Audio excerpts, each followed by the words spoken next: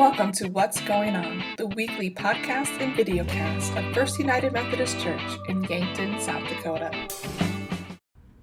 Hi, and welcome to this week's episode of What's Going On. I am Pastor Katie Ricky here at First United Methodist Church in Yankton, South Dakota, and I'm glad that you joined me in this podcast. No company with me today. Today is just going to be me sharing and visiting with you about what is going on in the life of our church, and also digging a little bit deeper into our Easter sermon series that we've been going through. I just can't tell you how joyful it has been in the last couple of weeks to worship with you as we've gone back to 2 services, and I just really feel like this timing has been God-led and God-breathed as we kind of celebrate this resurrection to new life for Easter, but also in the life and the ministry of our church, that we are coming back from this sort of COVID grave into our new life. And it's been really exciting and really fun to get to experience Easter with all of you. And as I had mentioned in some other ways, that I didn't get to celebrate Easter with people for 2 years because in 2019 I had just given birth to my son Ethan and was recovering, and in 2020 none of us celebrated Easter really with anybody, and so this year felt extra special, and to have such a beautiful day for it was just I really feel like God kind of went all out for us, and that was really beautiful. And just going back to 2 services has been a real blessing as well, to bring back kind of our contemporary service and to live into our traditional service has been really wonderful.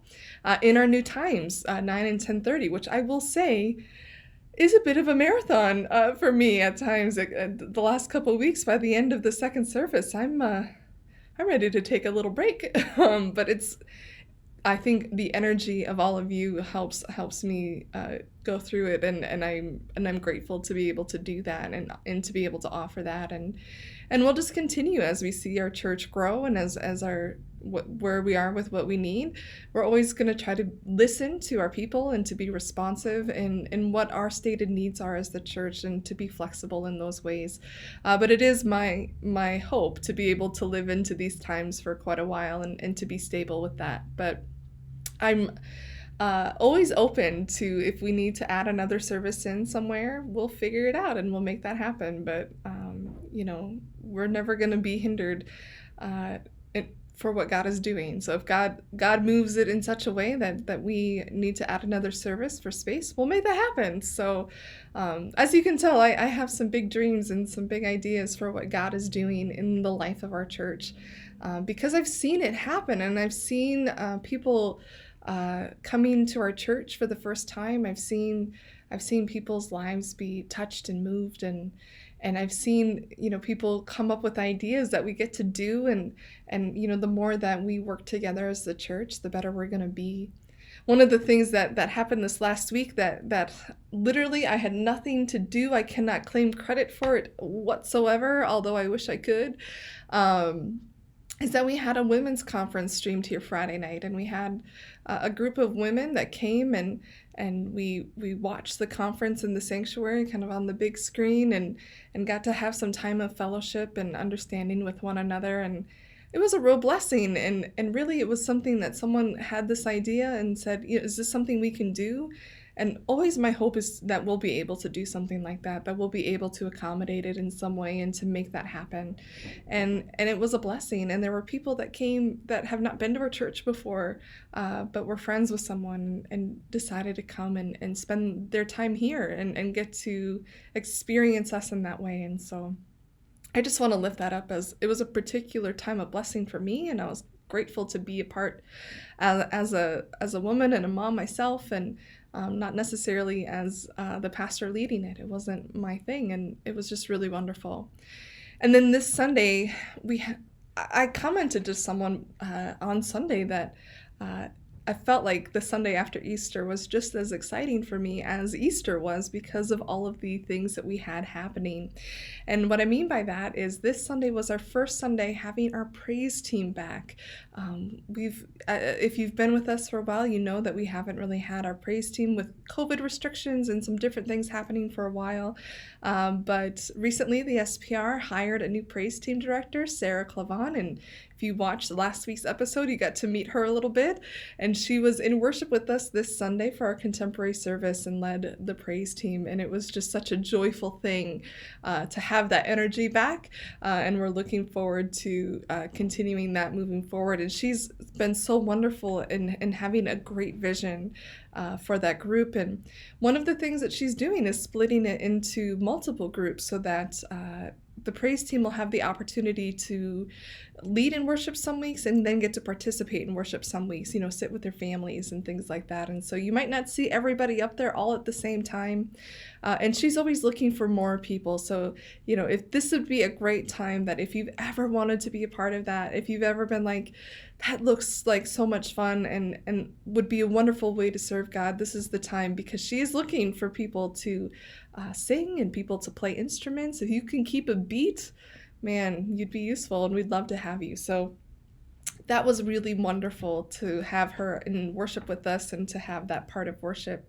And then the other exciting thing was that we started Children's Church this last week. And you might have remember Tiffany Bestie, our children's director, talking a bit about that this has been a dream of theirs for a while now, our children's and education team, to do a children's church, to offer that as a way for, as an alternative to Sunday school, but a way also for parents to be able to really take in part of the service as well. I've talked on here before, as parents of young children, my husband and I, that's always been a bit of a struggle for us because I can't help him during worship as I'm up front. And sometimes we do let the boys come up with me, and you have all been very gracious about that, and I'm so grateful. But, for 3.5 years now, he's not been able to really focus in on worship and allow himself to worship because he's always attending to our kids. And this Sunday was the first time he got to do that in a really long time. And it was a bit jarring, I think, for both of us, because he was also sitting in the front row because church was so full, which is, again, another blessing. But to have him there and to have him so tuned into the sermon and knowing that I had his full attention as we were, and then talking about him in the sermon was kind of fun too. He knew that was coming, but it was a real blessing. And I imagine that for other parents as well, knowing that their kids are getting education and having fun and being cared for so that they can really spend that time in worship as well. I think that's a real blessing. And I love the way that we're doing it, and that the kids get to be in worship for part of that time too, because I'm someone who really believes that children are a valid part of our church, that church is just as much for them as it is for the adults. And I want children to always feel at home in church, in the sanctuary, in whatever part that they are in, that it is as much for them as for anybody. And so I'm glad that they get to be in worship and have that experience and get to worship, but then also to have that experience, to go and have some time that's really geared toward them, to let them get their wiggles going and not feel like, I want church to be a place where they want to be and that it's fun for them, that they feel like this is their home too. And you can tell with my boys that they feel that way during the children's time. This is their home. Church is as much home to them as our house is. And I hope that continues throughout their life, that they feel that way.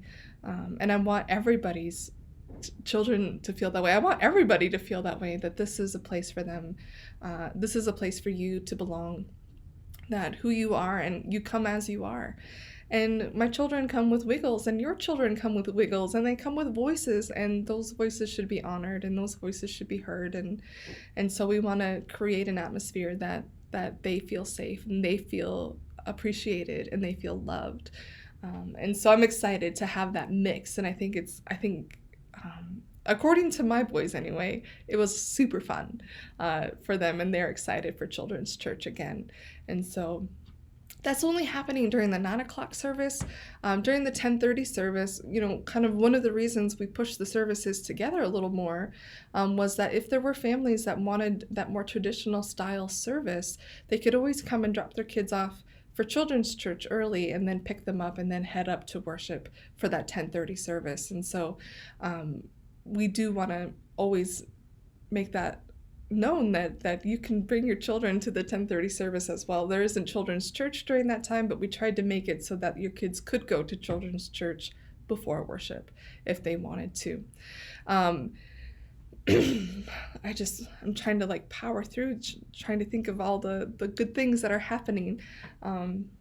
And then I just want to say a big special thanks to those people who came and prepared the sanctuary before Easter and helped me hang the umbrellas. I had a little mishap with hanging some of the umbrellas, and now I have a giant bruise on the back side of my arm. I'm doing fine. It's just clumsy pastor in me.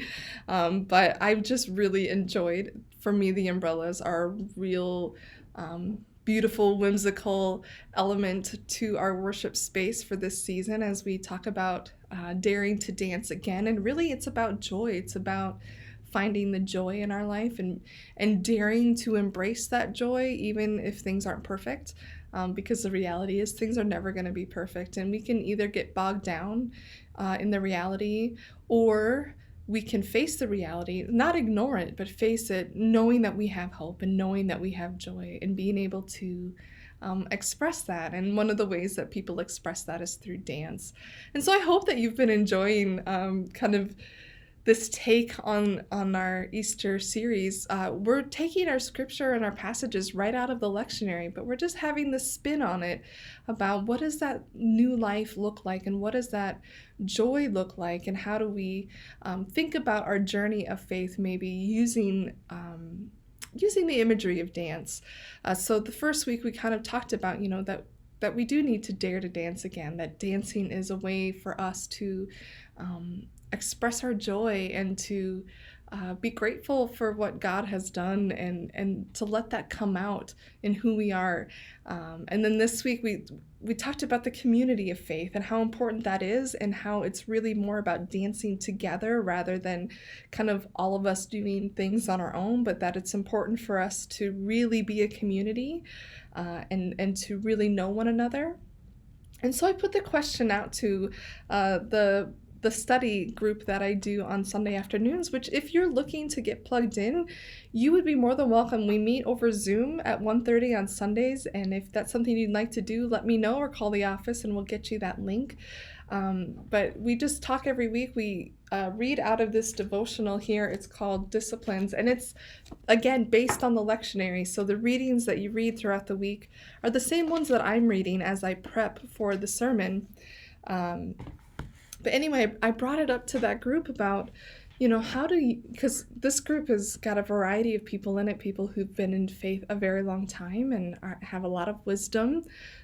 How do you really develop that kind of community in the church where people can feel like they can be their authentic selves and they can bring their struggles and they can bring their joys and have people kind of really invest in their lives? And for them, they said that the biggest way was really being part of a small group, or really being part of a class, or developing relationships maybe with a smaller group of people, and not maybe that intimidating, like I need to know every person in this church in that kind of way, because that seems unrealistic, but perhaps finding a few people that you really connect with and then being really open with them.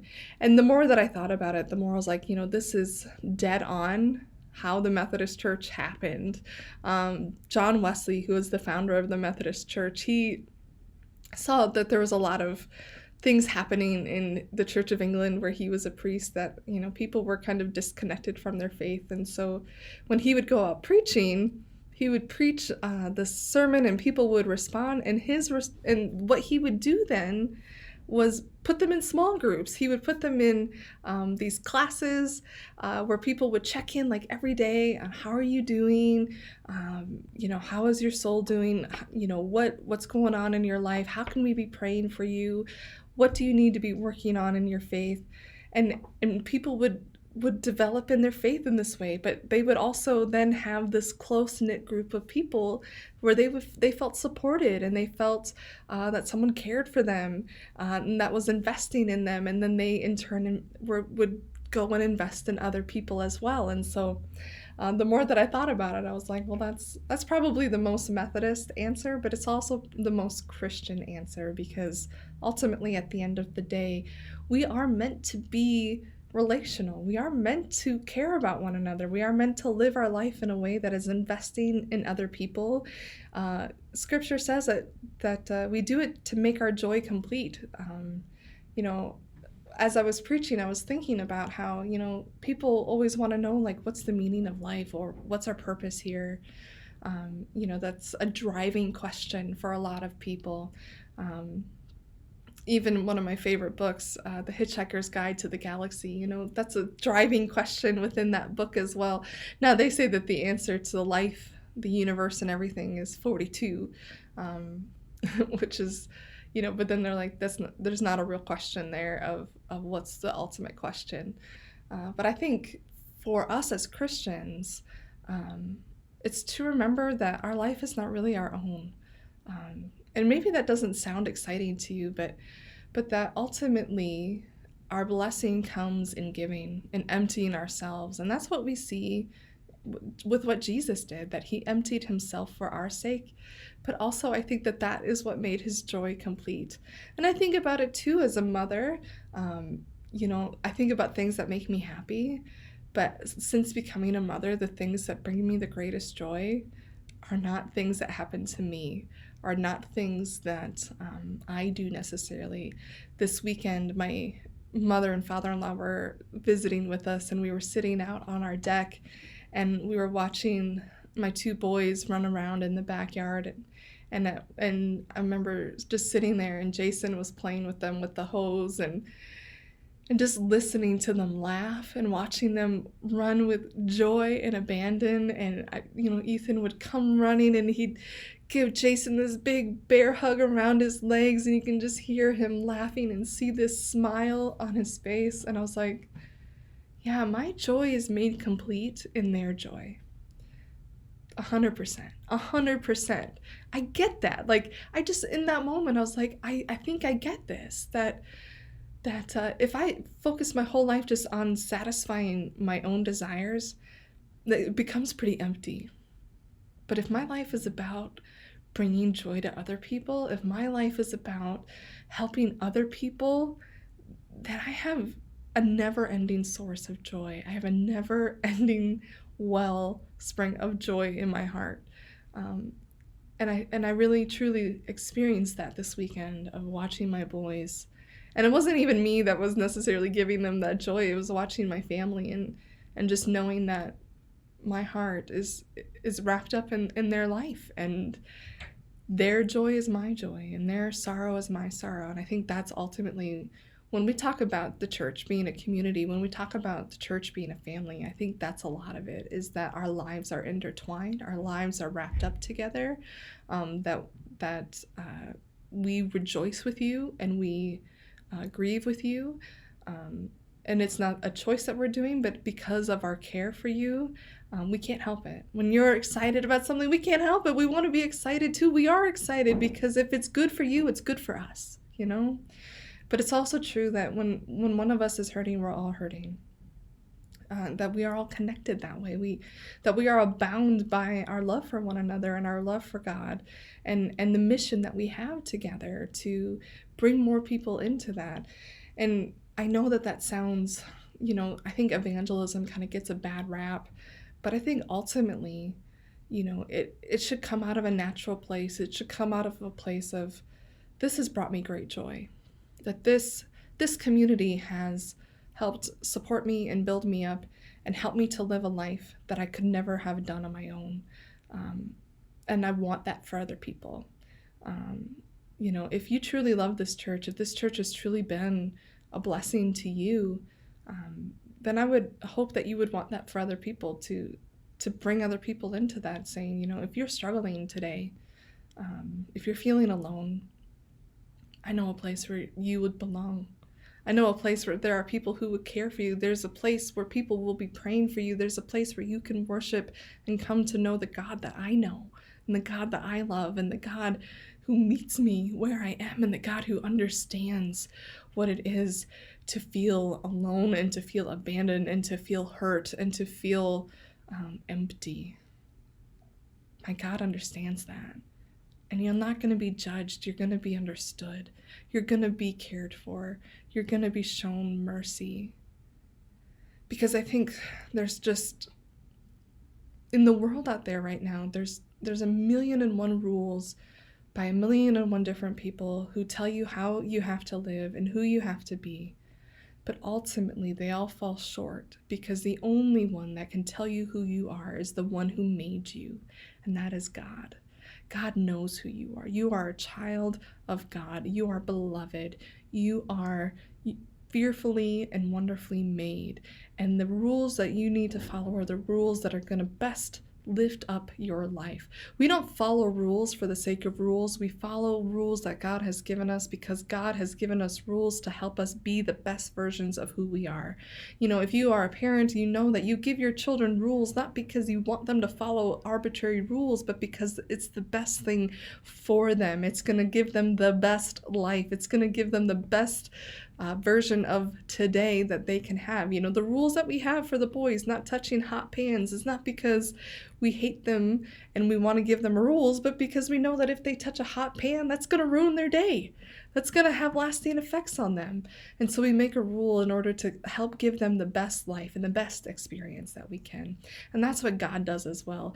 The rules that we have in place are there for our benefit. They're not there because God is some arbitrary rule maker up in the sky who likes to see us fail, but God is trying, as a parent is trying, to give us the best life and to say, if you really want to get the most out of your life, you know, live your life in this way where you love God and you love others, where you live your life not just for yourself, but to benefit others. You know, those are the things that matter. To me, that's the purpose of life. The purpose of life is to leave it better than when you came into this world. Leave the world better than when you came into this world. Let your legacy be a legacy of love and grace. You know, if you're going to be wrong about something, be wrong about loving too much, right? Like, don't be someone who moves around in the world angry all the time or worried about what everyone else is doing or what everyone else has. Instead, be a person who moves around this world looking for opportunities to show God's love and grace and mercy. Because we need it. The world needs it. There are people in this community who so desperately need it. They don't need another person judging them. They need another person loving them and hearing them and listening and investing in them. But it all begins with us. But that's what it looks like to be that community, to dance together. I said, in order for you to dance with someone, you have to really understand them and understand what the expectations are between the two of you.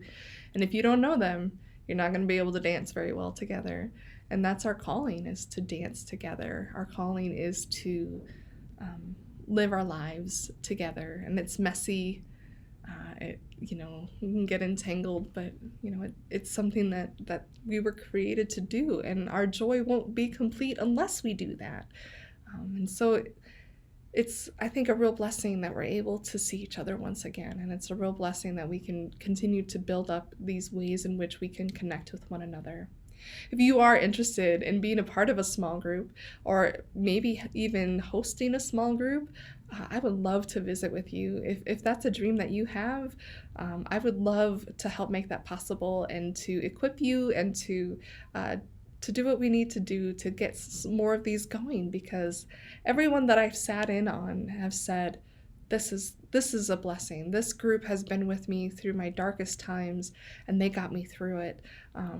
And so I want to make sure that you have that opportunity as well. And some of you who have been in a small group for a long time, maybe God is leading you to be able to offer that for someone else, to say, I know what the blessing is.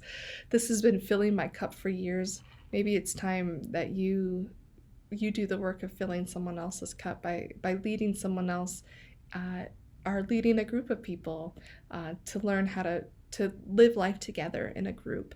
And so I just want to put that in your hearts today. I want you to consider that as an opportunity for ministry for you. I think it is an area in the church that we have that we can do a lot with, and so I'd love to see that happen. Um, yeah, I'm just really excited about that. So, kind of looking ahead, we've got some. Obviously, we're going to be continuing with the praise team. We're going to be continuing with I think this coming Sunday, the quartet is going to be at our traditional service, and so I'm super excited about that. It's fun to have them singing as well. Uh, we've got later this month, I believe the youth are going to be heading up to Lake Poncet, which will be really fun. They're going to do kind of an overnight thing and help clean up the camp and do some fun stuff like that. So hopefully we'll get some pictures and stories out of that experience for them. Don't forget that even though kind of our early bird deadline for camp has passed, it's still you can still sign up for camp with that early bird price through this month. And so if you were unsure of which one you wanted to do, you can still sign up for camp. We still have scholarships. We want you to go. Let me say that one more time. I would love to see every single child and every single youth of this church have a camp experience this year. That is my hope. And so I'm willing to do what it takes to try to get as many people going as possible. And so if there's a hesitation, if there's a reason that you're like, I just don't know, come talk to me and let me try to convince you that this is worthwhile. This is worth your time. This is worth your investment. This is worth it, because camp, unlike anything else, really kind of gives you that mountaintop experience of faith that helps kind of energize you for the rest of the year. At least that's what it does for me. And I am super excited to go to camp. My husband and I are taking our boys because they have a thing called family camps where we're going as a family. And I'm super excited. I've never been to a family camp before, but I've heard other people who've gone and their kids have loved it. You know, it's our hope that our boys then will know the camp before they get to an age where they go by themselves. And that, again, that place feels like home for them, because it is certainly my home away from home. And so that is still coming up. We've got the youth group are doing this kind of fun cookout thing where they get to invite other friends and people to come to that. And so I think that's coming up soon here. It might even be this week. I don't know. But I'm just so excited for our youth group. Wasn't their video for Easter just amazing? If you didn't catch it, go check out one of our Easter service videos from April 4th. It's at the very beginning. Our youth read scripture from John 20, and then they did some umbrella choreography, and it was just super fun, and I really enjoyed it. I just think we have the best youth. I might be biased. I'm probably not biased. We have the best youth. That's what I'm going to say. But they're still going strong. Confirmation Sunday will be the first Sunday in June, so I want you to mark your calendars for that. We've got a really awesome group this year that's been fun for me to work with, and Diane Kish has been helping me with them. And so, you know, we've just got things going on here, there, and everywhere, really. And so I just want you to be aware that there are lots of good things happening in the life of the church, but there always can be more good things happening. And so if you have ideas for what we should be doing next, if you've got ideas for small groups or learning opportunities, let me know. It is my great joy to be able to support you in the ministry that you are called to do, because that's my job, is to love, support, and fill your cup so that you can go out and make disciples for Jesus Christ. My job is to love you. Your job is to love everyone else, right? So that's a little bit of what's happening in the life of the church here. I hope that you join us for worship on Sundays, either at 9 or 10:30 in person or online. And if you know of someone who would be great in our nursery, we are looking for nursery workers so we can get the nursery open and running again. We've got a need for nursery, and so we just need someone who's willing to do that. It is a paid position, and so if you or someone you know is interested in that, call the church, drop off your resume. We'd love to visit with you and get that up and running, so that again we can have as many people here worshiping in person as possible.